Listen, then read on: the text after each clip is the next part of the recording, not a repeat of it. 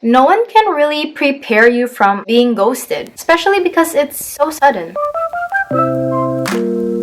Hi, I'm Kristen, and on this channel, we talk about long-distance relationships and fate. This video is part of a new series called Ghosting Away.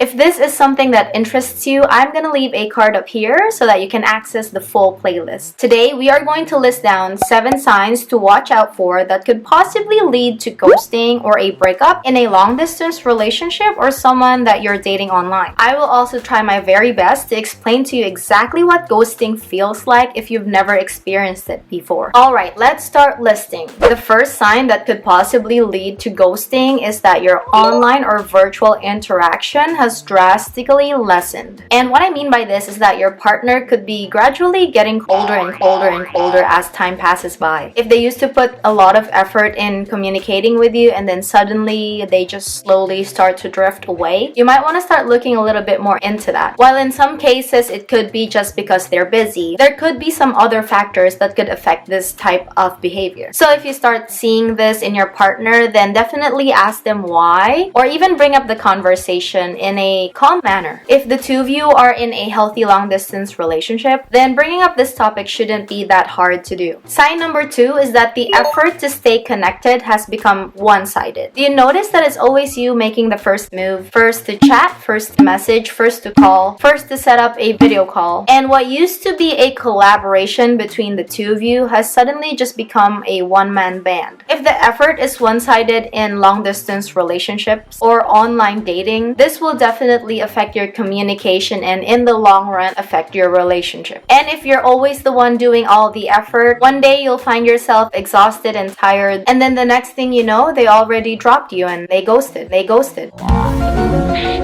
Sign number 3 is that you are left on read consistently, coupled with delayed replies. So if you notice that your partner is always just reading your messages and then it takes them hours or even maybe days to respond to you, that's a big yellow flag to look out for. I think we could all agree that when you love someone, it's almost second nature to want to respond to them instantly, or even on times where you're free and that you're not busy doing something important. I mean, if they really care, they would at least let you know if they couldn't respond for the next couple of hours, or at the very least let you know after they're busy that they were doing something. If this is happening to you all the time, that is a yellow flag, because you will notice a change. If they used to always respond to you right away and then now they don't, there must have been something that has happened in between. Sign number 4 is that you guys only go on video calls or calls when it's convenient for them. Do you notice that whenever you call them randomly, they never pick up, even if you know that it's their free time? Because if they see that their phone is ringing and they know that it's you and they don't pick up, then what's the big deal?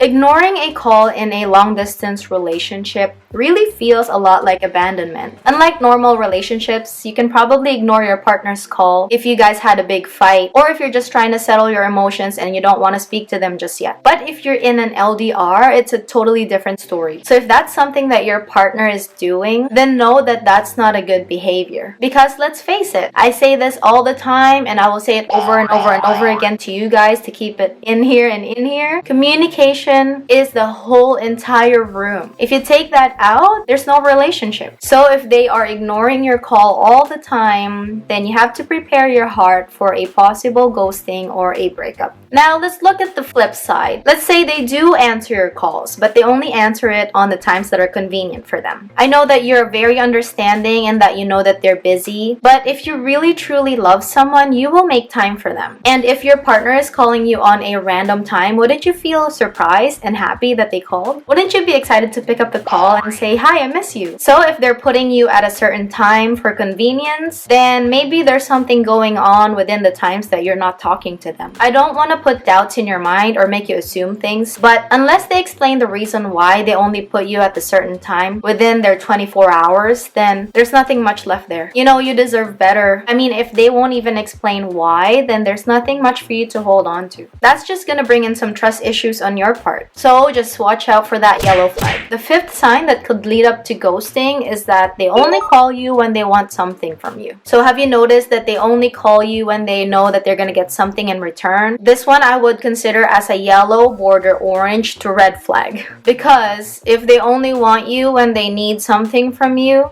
that's not love. I don't really need to explain any further. I think you know what I mean. You know exactly what I'm talking about. The sixth sign that you want to watch out for is that they have no more time to catch up on life. Maybe in the past you used to talk about your future and your life together. Maybe you used to even talk about what happened within the day and you update each other all the time. And then suddenly now they just don't have the time to talk to you about anything at all. Either there's something big going on in their life or they're fading away or drifting away from your relationship. That is a yellow flag and you need to bring it up to your partner. Last but not the least is that they have no more plans to talk to you about the future. I said this before in one of my earlier videos, the 5 key principles on how to maintain a long distance relationship for beginners. But I'm saying this with the utmost love for you. No plans equals no future, especially when you're in an LDR. If they don't plan to meet up with you physically, they don't plan your future with you, they don't plan any calls with you, online dates with you, then where are you in their life? When you love a person and you know that you will be with them at the end, you will always make plans with them. You will always bring up stuff about the future. And you will want to schedule dates and times together to talk, to hang out, to just be present, even if it's virtual or online. So if this is happening to you in your relationship, that could be a sign that one day they could just be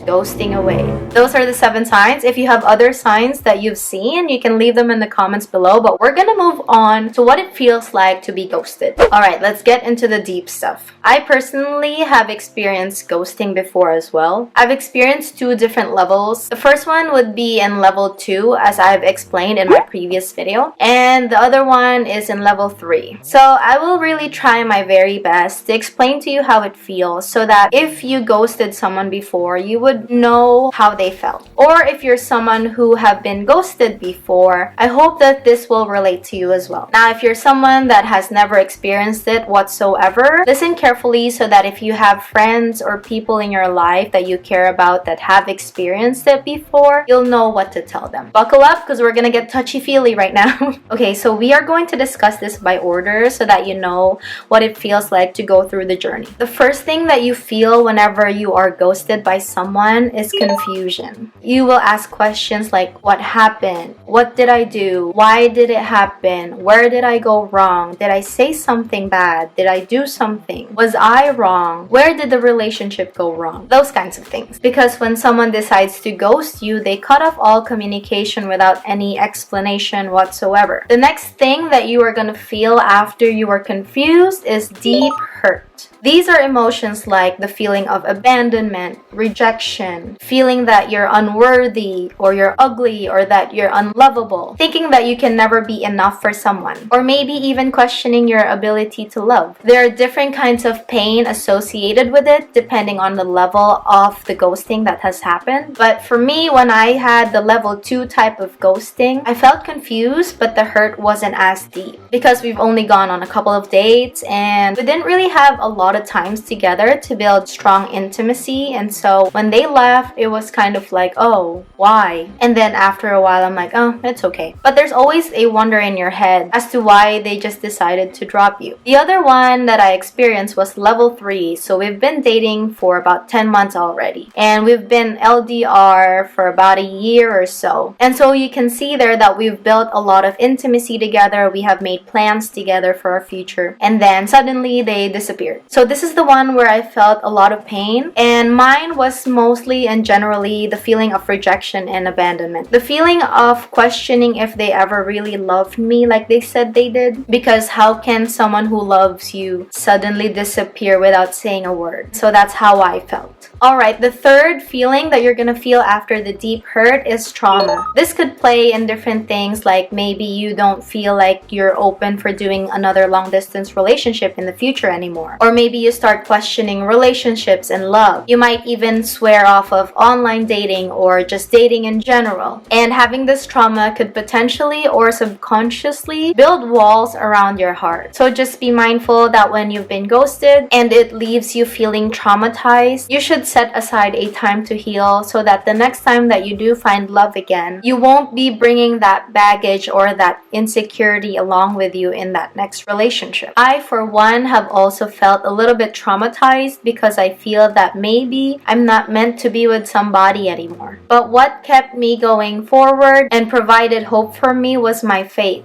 And what helped me through it is this verse in the Bible in Proverbs 3:5. It says, "Trust in the Lord with all your heart and lean not on your own understanding." Let's read the next one actually. Proverbs 3:6. "In all your ways acknowledge him and he will make your path straight." So there, like, when I felt the pain, his words was able to guide me through and just, take me day by day and heal slowly and surely. Alright, so the next feeling that you are gonna feel after you have this trauma is shame. Like, you start to question yourself, why did I do that? Or why did I get into this relationship with this person? Or why did I choose to love them when they're gonna do this to me in the end? And shame could sometimes become very paralyzing, so just be watchful with that. Just because the relationship ended doesn't mean that you are wrong in everything. Sometimes people just show up in our life and they're meant to teach us lessons. And if they don't stay, then maybe they're not the one for you. They're not your God's best.